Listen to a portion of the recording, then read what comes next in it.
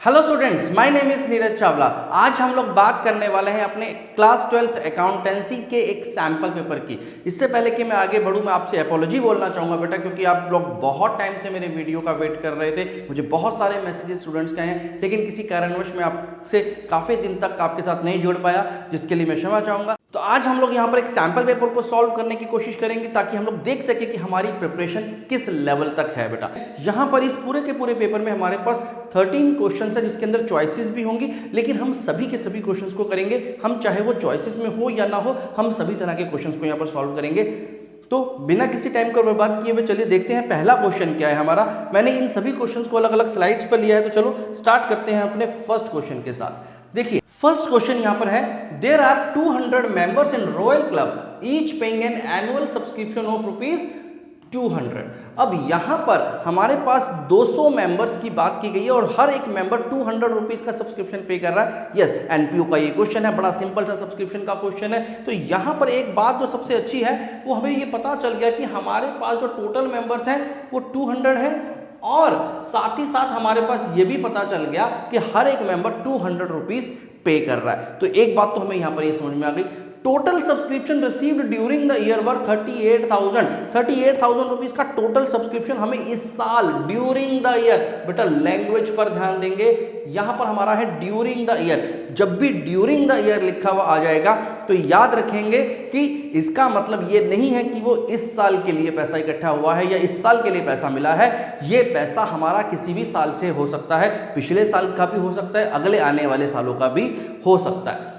इसके बाद हमें बोला गया है कि जो 38,000 रुपीज रिसीव हुआ है, इसमें 3,500 रुपीज इंक्लूडेड है लास्ट ईयर का। बेटा पिछले साल का कुछ आउटस्टैंडिंग होगा, जो कि हमारे इस 38,000 रुपीज में अब हमें मिला है, जिसकी वैल्यू है 3,500 रुपीज। पहली बात तो ये समझ में आई।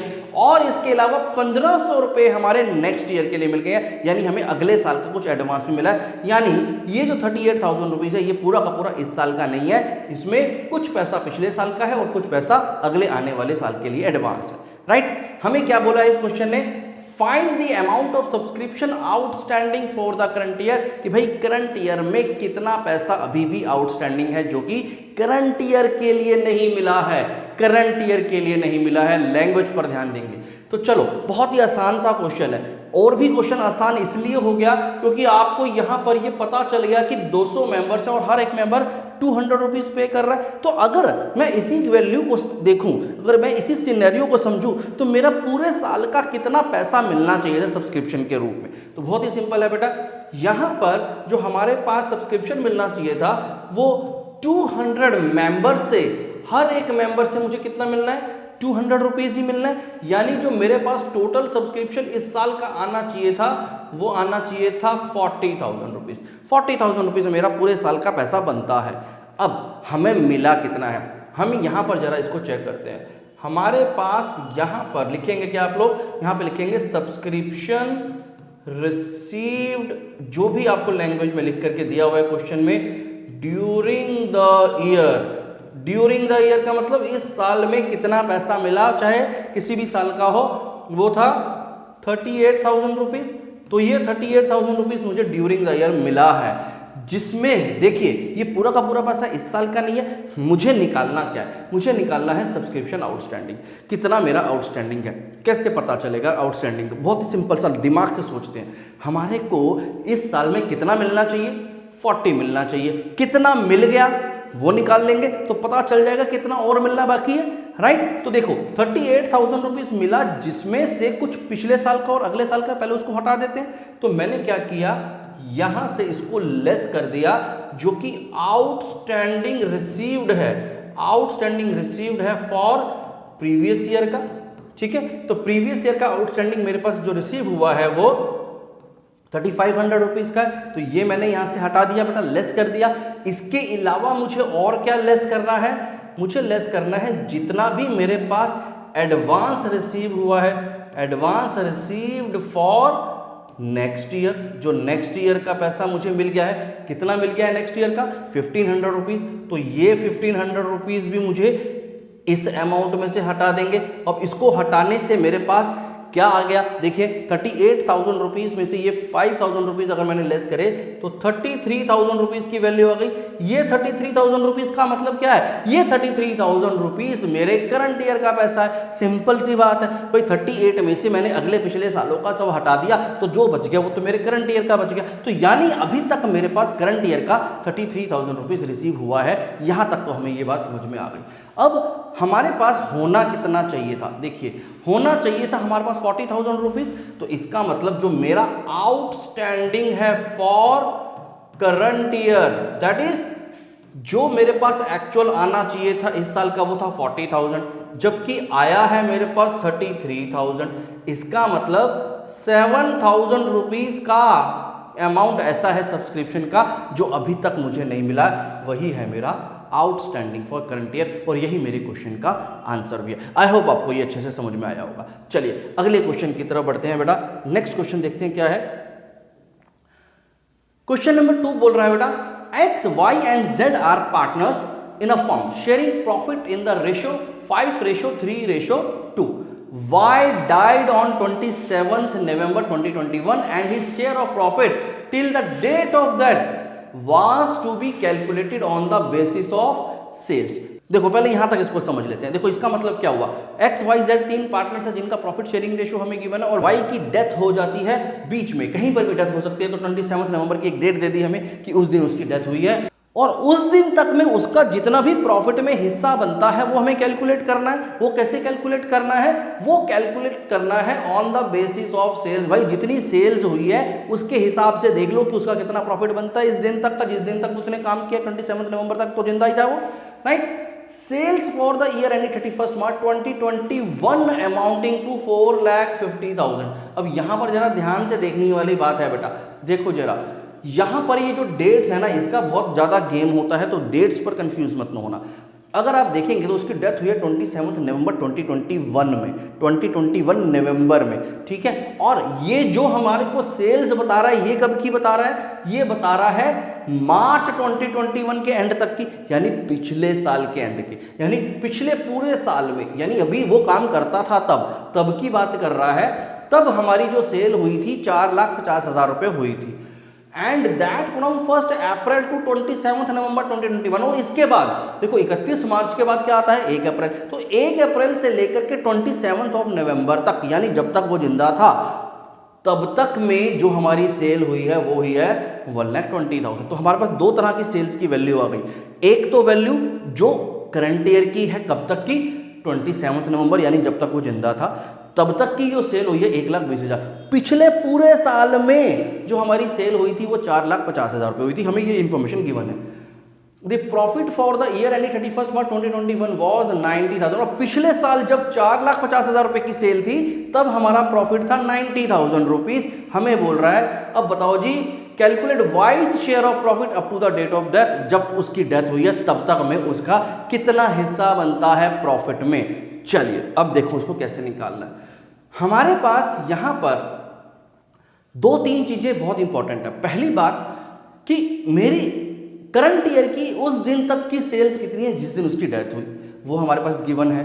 हमें यह भी बता दिया गया है कि पिछले साल की सेल्स कितनी थी और पिछले साल का प्रॉफिट कितना था। तो ये क्यों बताया, देखो इसी के थ्रू हमें पता चलेगा कि हमें उसको इस बार कितना प्रॉफिट का हिस्सा देना है। अगर मैं इसको देखूं तो भाई हमारा पास वाई का शेयर निकालने का एक फॉर्मूला होना चाहिए। हमारा y का शेयर निकालने का एक सिंपल सा फॉर्मूला होना चाहिए। इस केस में फॉर्मूला समझते हैं वो क्या होगा। y का जो प्रॉफिट होगा बेटा, y शेयर कैसे निकालेंगे, तो y शेयर कितना होगा बेटा, यहां पर जितना भी सेल्स हुआ, सेल्स अप टू डेथ, जब तक उसकी डेथ हुई है, जिस दिन उसकी डेथ हुई तब तक की सेल्स इनटू एक रेट लेना पड़ेगा, किस रेट पर उस सेल्स का कितना परसेंट मुझे यहां पर देना है और किसको देना है, y। तो y का शेयर कितना है बेटा यहां पर 3/10, 3/10।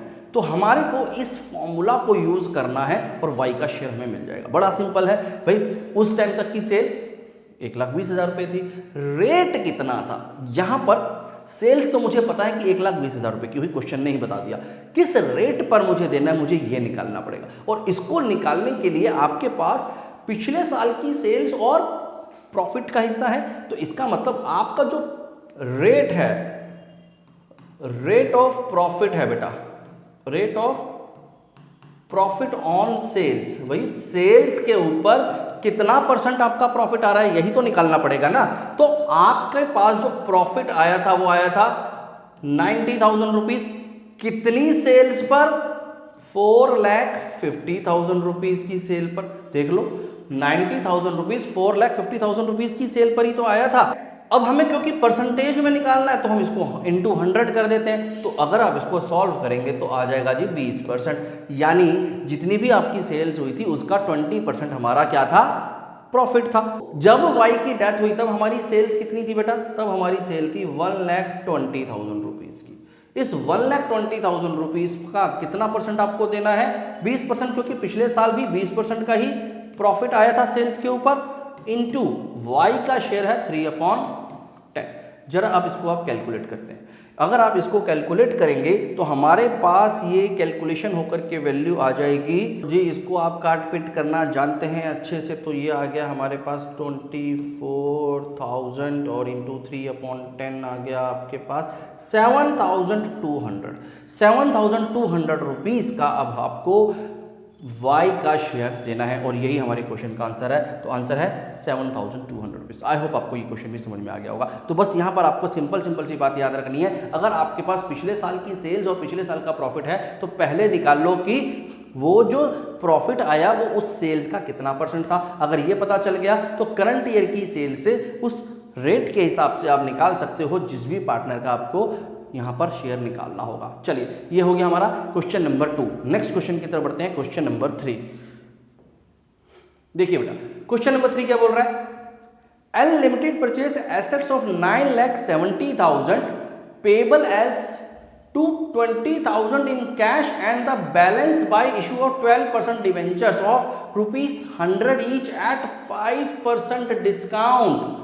Find the total number of debentures issued by L limited to the vendor. तो यहां पर आपको अच्छे से समझ में आ गया होगा कि ये डिवेंचर्स के चैप्टर में से है और कंसीडरेशन अदर देन कैश का टॉपिक है बेटा। और यहां पर बहुत ही सिंपल सी आपसे बात पूछी कि भाई इतना बता दो मुझे कि कितने नंबर ऑफ डिवेंचर्स इशू किए हमने। देखो आपको सिंपल सा एक बात आपको बताई थी कि अगर आपको निकालना है नंबर ऑफ डिवेंचर्स कितने इशू किए तो उसका फॉर्मूला क्या था, उसका फॉर्मूला था जो भी हमारी परचेज कंसीडरेशन है, परचेज कॉन्सिडरेशन, तो परचेज कॉन्सिडरेशन अपॉन में जितना भी आपका फेस वैल्यू ऑफ डिवेंचर है, फेस वैल्यू प्लस अगर कोई सिक्योरिटी प्रीमियम रिजर्व है माइनस अगर कोई डिस्काउंट है, तो यही फॉर्मूला है बेटा। जब भी आपको नंबर ऑफ डिवेंचर्स निकालने होंगे तो आपको हमेशा ये फॉर्मूला यूज करना है। तो चलो देखते हैं, सबसे पहले समझते हैं कि परचेज कंसीडरेशन यहां पर क्या है।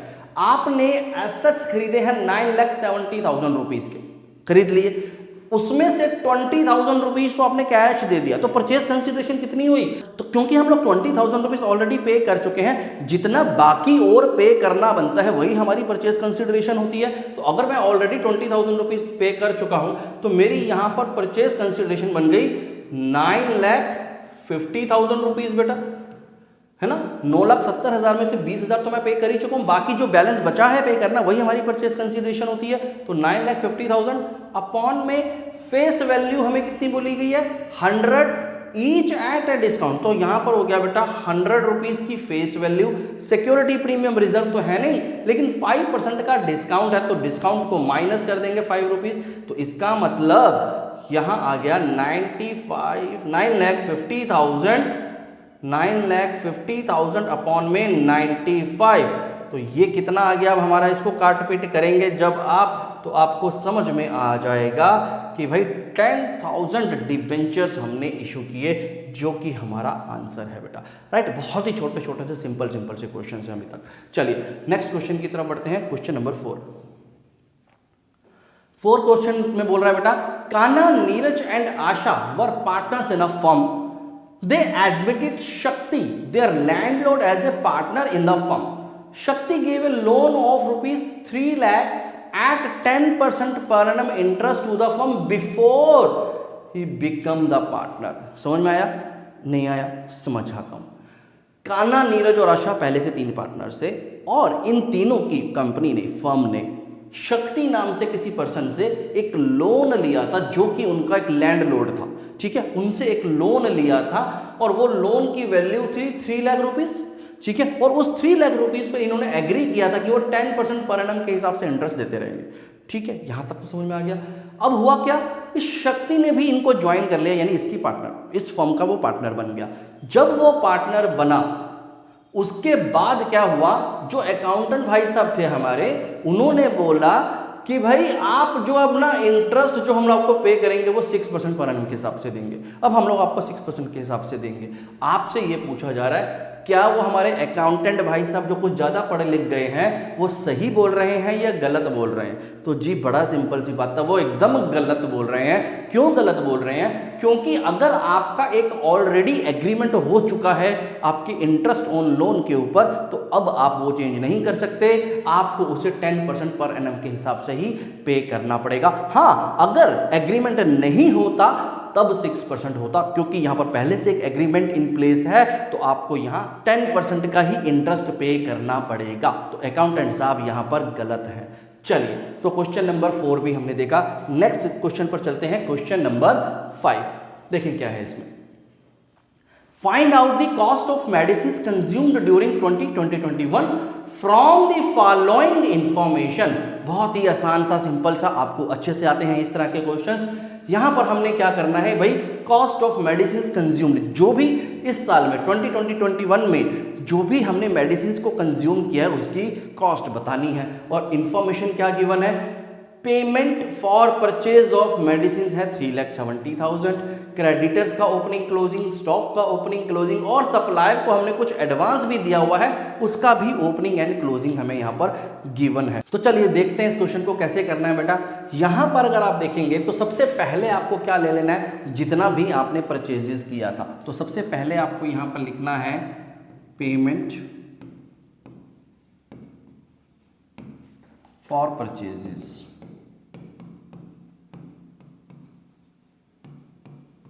और कितनी पेमेंट आपने परचेजेस के लिए की है, 3,70,000 रुपीज़ की आपने परचेजेस की थी। अब इसमें ओपनिंग स्टॉक भी है, क्लोजिंग स्टॉक भी है, ओपनिंग क्रेडिटर्स भी है, क्लोजिंग क्रेडिटर्स भी है, ओपनिंग एडवांस भी है, क्लोजिंग एडवांस भी है।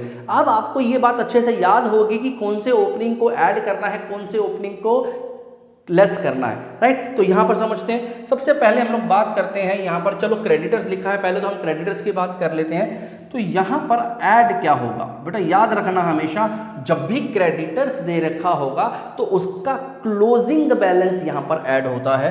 तो हमने लिख दिया क्लोजिंग क्रेडिटर्स। क्लोजिंग क्रेडिटर्स कितने हैं हमारे क्लोजिंग क्रेडिटर्स, 17,000 रुपीज। तो ये 17,000 रुपीज हमारे ऐड हो रहे हैं, जबकि जो हमारा ओपनिंग है,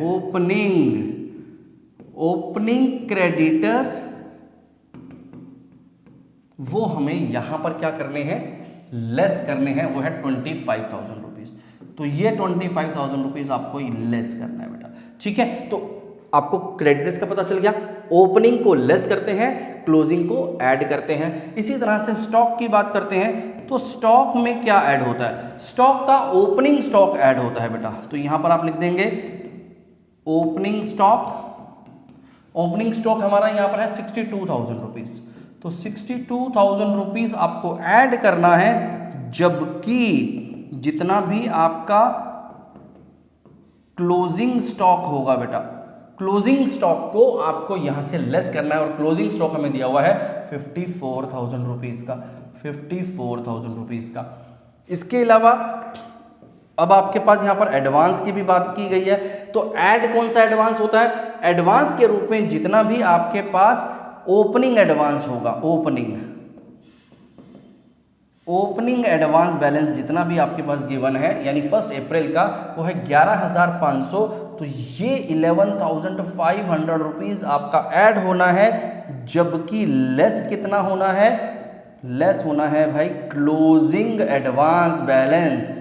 तो क्लोजिंग का बैलेंस कितना है इसका 18,200, 18,200 रुपीज यहाँ पर ये लेस हो जाएगा, राइट। चलिए अच्छा यहाँ पर देखिए लेस था तो इसको लेस कर देंगे पहले। अब इसका जरा टोटल कर लेते हैं। तो इसका जब मैं टोटल करूंगा बेटा तो टोटल इसका कितना आएगा, ये तो आ गया जी 300, और इसको जब आप टोटल करेंगे तो प्लस 7 2 9 और 1 10 और 9 और 8, ठीक है जी। तो ये हो गया 3 और यहाँ से आ गया 6 और यहाँ से 3 उतर गया, राइट। तो यहाँ पर जो हमारे पास टोटल आ रहा है वो आ रहा है 3,63,300, जो कि क्या है बेटा, वही है जो हमसे मांगा था, यानी कंजम्पशन। और इसको हम लोग कहाँ पर भेज देंगे, इनकम एंड एक्सपेंडिचर अकाउंट के अंदर। अब हमारा 3,63,300 रुपीज का अमाउंट जाने वाला है बेटा, राइट। चलिए तो यहाँ पर हमें मालूम चल गया कि किस तरह से हमें कंजम्पशन निकालना होता है किसी भी स्टॉक का। अगले क्वेश्चन की तरफ बढ़ेंगे, है क्वेश्चन नंबर 6। क्वेश्चन नंबर 6 क्या बोल रहा है बेटा, from the following transactions answer the questions that follows. देखें क्या क्या बोल रहा है। Nathuram limited issued 1,008% debentures of ₹100 each at a discount of 5% redeemable at a premium of 10%। फिर इसके बाद एक दूसरा स्टेटमेंट दिया हुआ है जिसमें दृष्टि लिमिटेड ने एसेट्स खरीदे हैं 8 लाख रुपीस की, जिसमें लाइबिलिटी भी मिली है उसको 3 लाख रुपीस की from Kirti limited for a purchase consideration of 6 lakh. 6 lakh रुपए का परचेज कंसिडरेशन हमें गिवन है। The payment was made by issue of 9% debentures of 100 each eight 20% premium. ठीक है, तो दो तरह के ट्रांजैक्शंस हमें यहां पर दे रखे हैं। क्वेश्चंस क्या बोलते हैं, देखिए क्वेश्चंस क्या बोलते हैं।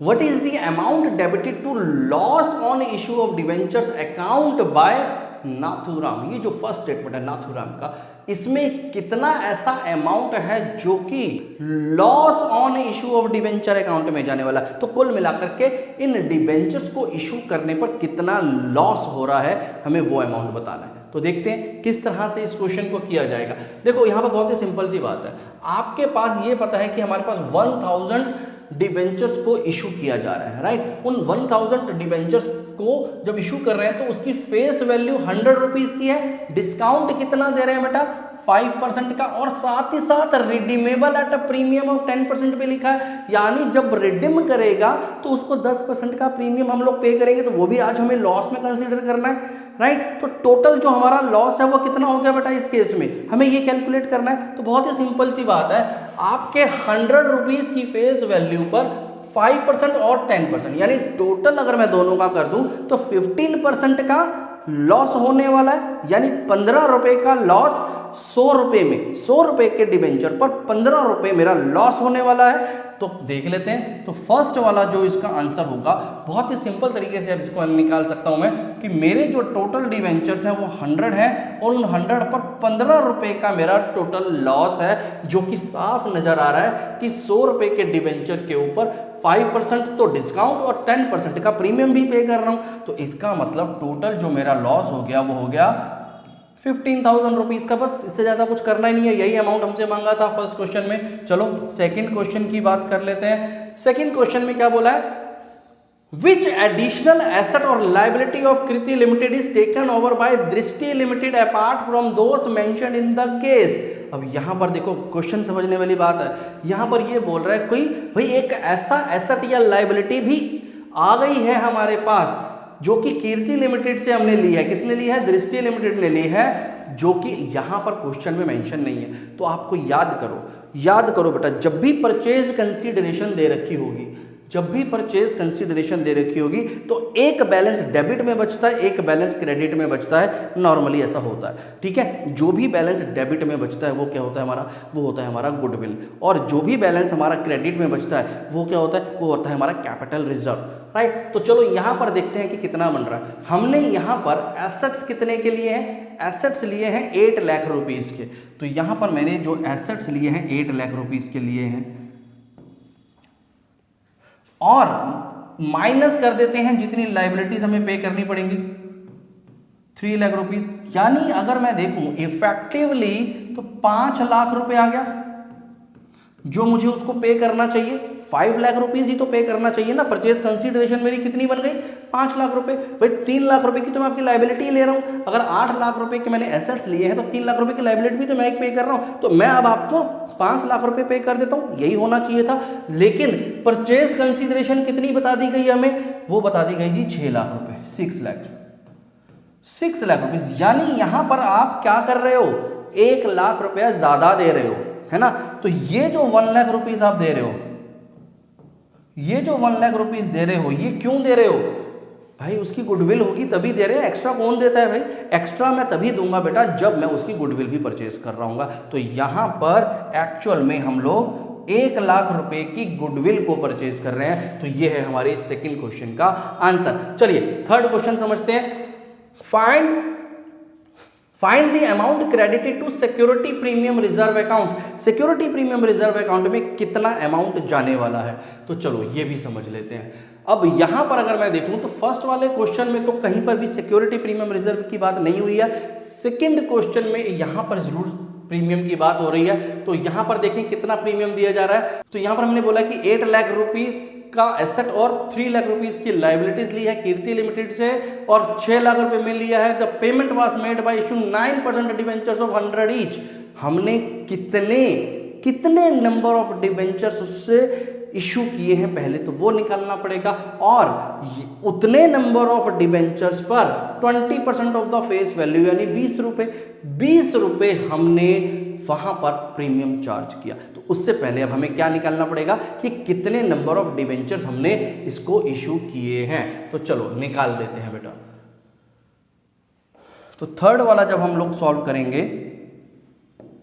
तो यहां पर मुझे नंबर ऑफ डिबेंचर्स निकालने, तो मेरा परचेज कंसीडरेशन कितना है 6 लाख। आपको मैंने बताया था कि नंबर ऑफ डिबेंचर्स निकालने के लिए परचेज कंसीडरेशन अपॉन में फेस वैल्यू जो कि 100 है प्लस में प्रीमियम जो कि 20 है, राइट। तो यानी 120 हो गया। तो अगर आप इसको सॉल्व करेंगे तो ये कितना आ जाएगा बेटा, तो ये आ जाएगा, ऐसा करते हैं जल्दी से कैलकुलेशन कर लेते हैं। मैं कैलकुलेटर को यूज कर लेता हूं, आपको अलाउड नहीं है लेकिन मुझे मना नहीं है, राइट। तो यहां पर जो आंसर आ रहा है बेटा ये आ गया 6 लाख डिवाइडेड बाय 120, तो दैट इज 5, यस। तो यानी यहां पर आ गया जी 5000 डिबेंचर्स हमने इसको इशू किए। तो security premium reserve in 5000 debentures पर 20 रुपए ले रहे हैं यहां पर, तो इसका मतलब 1 लाख रुपीस, ठीक है। तो 1 लाख रुपीस का सिक्योरिटी प्रीमियम रिजर्व जो कि हमारे इस क्वेश्चन का आंसर है बेटा, राइट। तो चलिए ये क्वेश्चन भी हमारा बहुत ही सिंपल सा था, ये भी हम लोगों ने सॉल्व किया। आगे बढ़ते हैं क्वेश्चन नंबर 7 की तरफ। देखिए क्वेश्चन नंबर 7 बोल रहा है बेटा, Rose, Lily and Marigold are partners in a firm sharing profit in the ratio of 3:5:2। Lily retires and her share was equally taken by remaining partner. ठीक है जी, रिमेनिंग पार्टनर से उसका हिस्सा बराबर बांट लिया है। Goodwill of the firm is valued at 2 years purchase of super profit based on average profit of last 3 years। ठीक है, तो यहां पर हमें गुडविल की वैल्यू को भी शायद निकालना पड़ सकता है।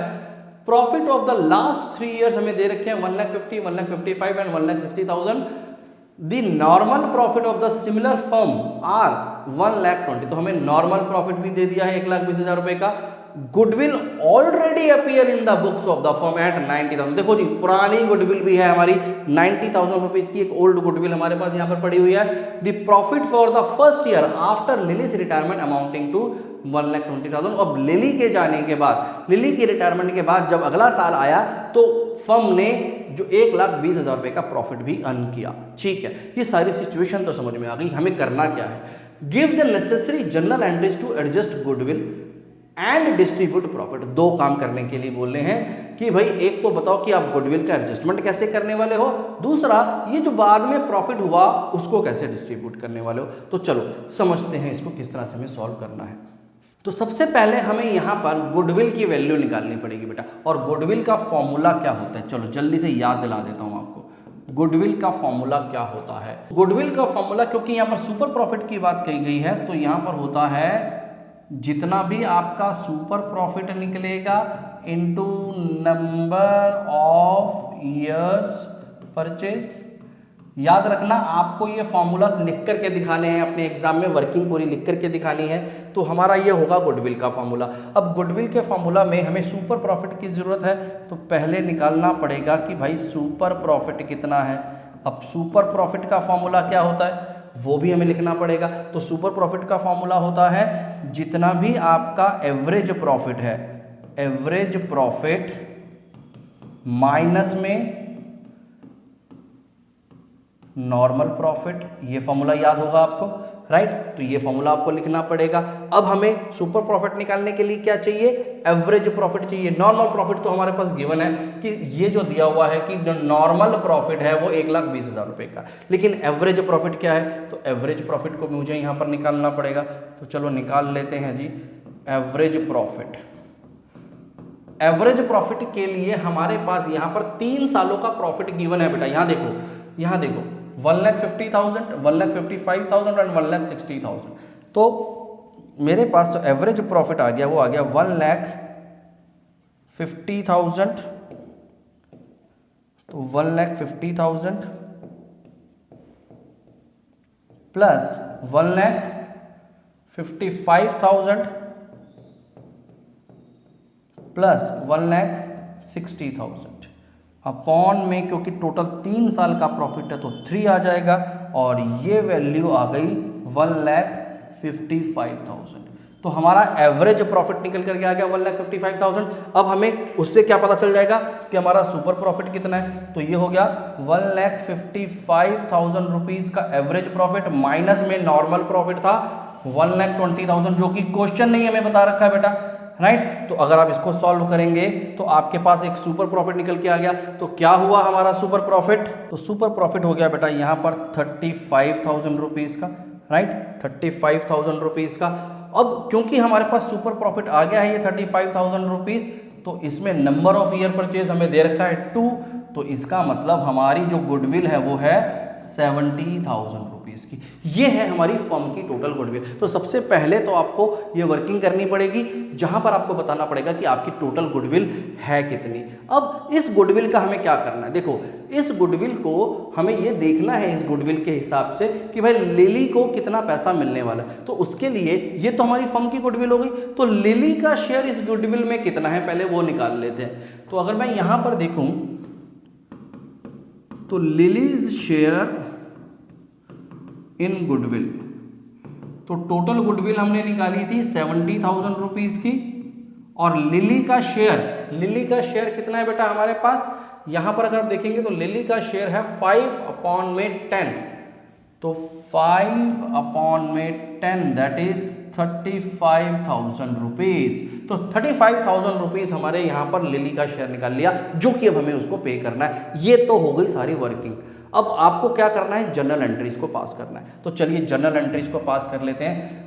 पहली जर्नल एंट्री क्या पास होगी, आपको पूरे फॉर्मेट में बनानी है बेटा, पहले से ही बता देता हूं। आपके पास आंसर शीट में बिल्कुल बन करके आएंगे वो स्ट्रक्चर, आप उसको यूज कर सकते हैं या फिर अपने ड्रॉ कर सकते हैं, लेकिन बनाना है आपको पूरा जर्नल के फॉर्मेट में ही है। हम लोग यहाँ पर सबसे पहला काम, देखो आपको हमेशा ध्यान रखना है, अगर आपको कभी भी पहले से गुडविल अपीयर हो रही हो बुक्स के अंदर, तो पहले आप उसको राइट ऑफ करते हैं, ये याद है आपको, राइट। तो भूलना नहीं है कि पहली एंट्री हमारी इसको राइट ऑफ करने की होगी, जो कि 90,000 रुपीज की गुडविल है, और इसको हम लोग इनके प्रॉफिट शेयरिंग रेशियो में डिस्ट्रीब्यूट करते हैं। तो बस इनके प्रॉफिट शेयरिंग रेशियो में इसको डिस्ट्रीब्यूट कर देते हैं। तो सबसे पहले आपने क्या किया, जो हमारे 3 पार्टनर्स हैं उन तीनों पार्टनर्स, अब तीनों पार्टनर्स कौन कौन है भाई, रोज, लिली एंड मैरीगोल्ड। तो RLM, Rose capital account debited, Lily's capital account debited, और मैरीगोल्ड्स कैपिटल अकाउंट को डेबिट करना है टू जो भी हमारा गुडविल है। तो गुडविल में हमें दे रखा है 90,000 रुपीज की ओल्ड गुडविल, और इस 90,000 रुपीज की गुडविल को आपने इनको ओल्ड प्रॉफिट शेयरिंग रेशो, जो कि 3:5:2 है, इसमें बांट देंगे। तो चलो जल्दी से इसको बांटते हैं 5:3:2 में।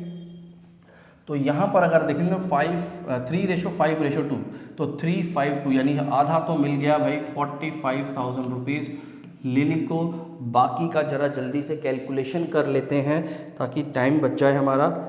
तो यहाँ पर आ गया हमारे पास 90,000 into 3/10, that is 27,000 rupees, 27,000 rupees. और इसी तरह से 90,000 रुपीज़ में 2/10 करेंगे तो आपके पास आंसर आ रहा है 18,000 रुपीज़।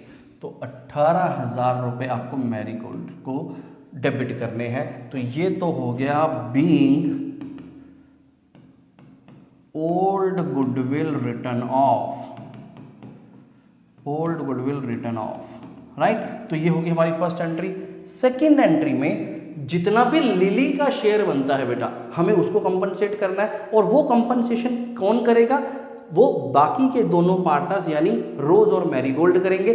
किस रेशो में? अपने गेनिंग रेशो में, राइट। तो अब इनका गेनिंग रेशो देखिए जरा यहाँ पर क्या है। अगर आप यहाँ पर इनकी गेनिंग रेशो की बात करें तो यहाँ पर बोला है कि lily retires and her share was equally taken by remaining partners, यानी उसका हिस्सा आधा आधा दोनों ने बांट लिया, यानी दोनों का जो गेन है वो इक्वल होगा, राइट। तो यहाँ पर क्या एंट्री आ गई फिर हमारे पास? यहाँ पर आ गई बेटा Rose capital account debited, Marigold's capital account debited to Lily's capital account. क्योंकि लिली को आप कंपनसेट कर रहे हैं, उसका हिस्सा जो कि 35,000 रुपीज़ का उसका हिस्सा बनता है, उसकी गुडविल अभी हमने निकाली थी, 35,000 रुपीज़ का हिस्सा है उसका। तो ये 35,000 रुपीज़ में 17,500 रोज और 17,500 रुपीज़ मैरीगोल्ड कंपनसेट कर रहे हैं। तो लिख देंगे आप इसकी नरेशन में being goodwill compensated in gaining ratio, जो भी इनका गेन, क्योंकि गेन हमें यहाँ पर बताया हुआ है कि इक्वल बांट रहे हैं तो हमें इजीली हमें यहाँ पर पता चल गया। तो ये तो होगी बच्ची हमारे दो एंट्री। अब तीसरी एंट्री हमसे एक और मांगी है इसने। तीसरी एंट्री में बोला है कि जो हमारे पास ये प्रॉफिट हुआ था इसको अब कैसे डिस्ट्रीब्यूट करेंगे। तो बहुत ही सिंपल है। अब आपको यहाँ पर क्या करना है, क्योंकि लिली की तो रिटायरमेंट हो चुकी है, लिली का तो कोई मतलब नहीं है इसमें। अब दो ही पार्टनर बच गए, रोज और मैरीगोल्ड। अब इन रोज और मैरीगोल्ड को आपने कितना कितना देना है वो समझना पड़ेगा। अब क्योंकि इनका पहले जो प्रॉफिट शेयरिंग रेशियो था वो चेंज हो चुका है। वो कैसे चेंज हो गया? क्योंकि जो 5/10 लिली ने छोड़ा वो इन्होंने आधा आधा बांट लिया, यानी 5/20 दोनों ने आपस में बांट लिया। तो इसका मतलब इनका जो न्यू प्रॉफिट शेयरिंग रेशियो है वो मुझे निकालना पड़ेगा। तो पहले यहां पर निकाल लेते हैं न्यू प्रॉफिट शेयर किस किस का बेटा? रोज एंड मैरीगोल्ड। तो अगर मैं देखूं तो पहले से रोज का 3/10 था, इसमें लिली से 5/20 ले लिया, हाफ ऑफ द 5/20 होता है वो ले लिया। तो अब इसका जो नया बन गया वो कितना बन गया? 10, 6 + 5 11/20। इसी तरह से मैरीगोल्ड का पहले था 2/10, इसको भी मिल गया 5/20 जो कि लिली ने छोड़ा, राइट। तो इसको भी एक बार जल्दी से निकाल लेते हैं। 20 तो 2 + 4 + 5 दैट इज 9/20, राइट। तो यानी जो इनका नया प्रॉफिट शेयरिंग रेशियो है वो 11:9 हो गया। तो अब हमें क्या करना है, यहाँ पर ये जो इनका प्रॉफिट आया, यहाँ पर जो आया प्रॉफिट एंड लॉस अकाउंट में कितना प्रॉफिट आया था बेटा, उसको हम लोग डेबिट कर देंगे। तो यहाँ पर अगर आप क्वेश्चन देखेंगे तो इनका जो प्रॉफिट आया था वो आया था 1,20,000 रुपीज़ का। बस अब आपको क्या करना है, इस 1,20,000 रुपीज़ को बांट देना है बेटा, ठीक है। तो profit and loss account 1,20,000 rupees to Rose account and to Marigold account, इनको बांट देंगे 11:9। तो जल्दी से कैलकुलेट कर लेते हैं कि कितना कितना अमाउंट बनता है इनका। तो 1,20,000 rupees divided by 20 into 11 is 66,000। तो 66,000 रुपीज़ का अमाउंट तो मिल गया रोज को, और 54,000 रुपीज, 54,000 रुपीज का अमाउंट मिल जाएगा मैरीगोल्ड को। तो हमने लिख दिया बीइंग प्रॉफिट डिस्ट्रीब्यूटेड, खत्म हो गया बेटा। बस यही 3 एंट्रीज हैं जो कि आपको इस क्वेश्चन में करनी थी। आई होप आपको ये पूरा समझ में आया होगा। मैं इसको थोड़ा सा छोटा करके दिखा देता हूँ आपको। तो हम लोगों ने ये पूरी वर्किंग करी है बेटा इसमें, जिसमें सबसे पहले आपने गुडविल की वैल्यूज को निकाल लिया। इस गुडविल की वैल्यूएशन के बाद आपने निकाला कि लिली का कितना शेयर बनता है, और उसके बाद जो भी हमारे पास ओल्ड गुडविल थी उसको डिस्ट्रीब्यूट करने की एंट्री, जितना भी शेयर लिली का था उसको बांट दिया, और उसके बाद जो भी प्रॉफिट था हमने उसको डिस्ट्रीब्यूट किया। और साथ ही साथ आपको एक छोटी सी वर्किंग और करनी थी, जहां पर आपको रिमेनिंग पार्टनर का न्यू प्रॉफिट शेयरिंग रेशियो निकालना था। तो ये न्यू प्रॉफिट शेयरिंग रेशियो आपने इनके ओल्ड प्लस गेन को ऐड कर करके न्यू प्रॉफिट शेयरिंग रेशियो निकाल लिया। चलिए, तो आई होप आपको यहां तक ये बातें समझ में आ गई होंगी। आज की वीडियो में बेटा इतना ही करेंगे। नेक्स्ट वीडियो में बाकी के इस सैंपल पेपर के क्वेश्चंस को करेंगे। आई होप आपको ये क्वेश्चन समझ में आए होंगे। Thank you very much.